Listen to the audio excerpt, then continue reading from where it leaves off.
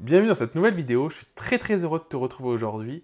Et aujourd'hui, on va parler de l'écosystème de tes offres. Donc tu vas voir, si tu ne sais pas ce que c'est, si tu n'as jamais entendu parler de ça, c'est une notion qui est fondamentale, c'est quelque chose qui est hyper important. Ça va t'aider à structurer à la fois ton business, à structurer un petit peu tes offres pour arriver à les vendre beaucoup plus facilement. Pourquoi avoir un écosystème de ses offres? Pourquoi prendre le temps de réfléchir à son écosystème d'offres? C'est vraiment la question que j'ai envie de te poser aujourd'hui et c'est là-dessus que je vais te partager mes retours d'expérience, mes ressentis, mes prises de conscience et ma vision de l'écosystème et pourquoi, à mon sens, c'est vraiment indispensable de réfléchir à cette question-là.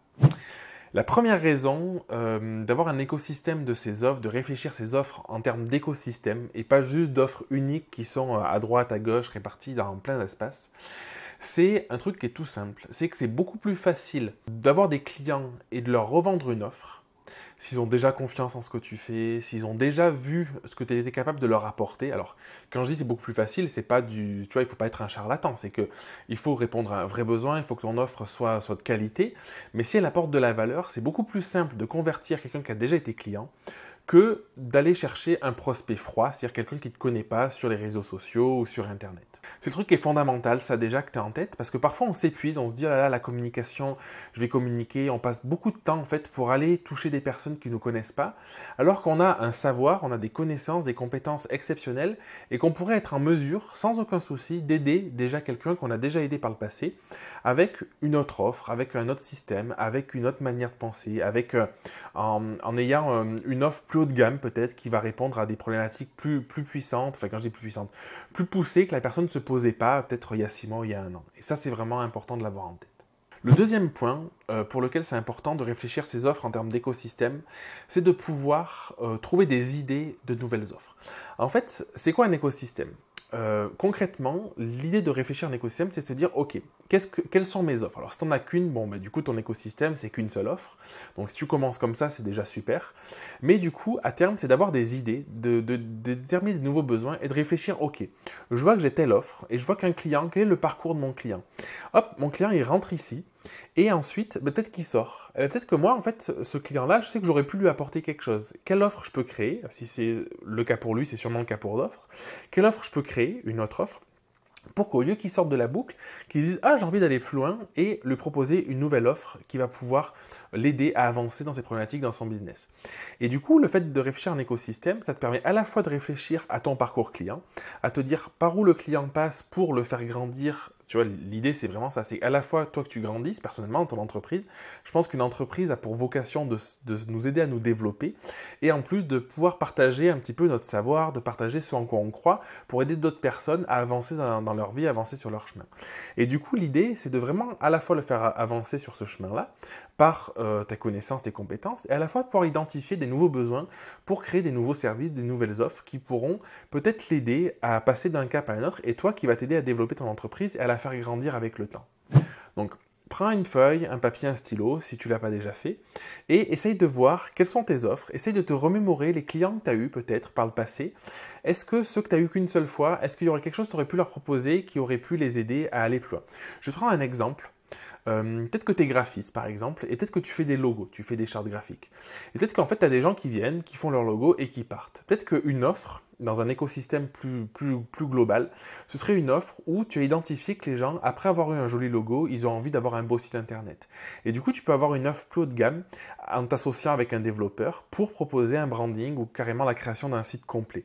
Tu vois, ça c'est un écosystème, c'est de te dire que ok, en fait les personnes, elles partent d'un point A à un point B et elles vont pouvoir cheminer, tu vas pouvoir les aider le plus possible par rapport à tes connaissances, tes compétences dans le développement de leur entreprise.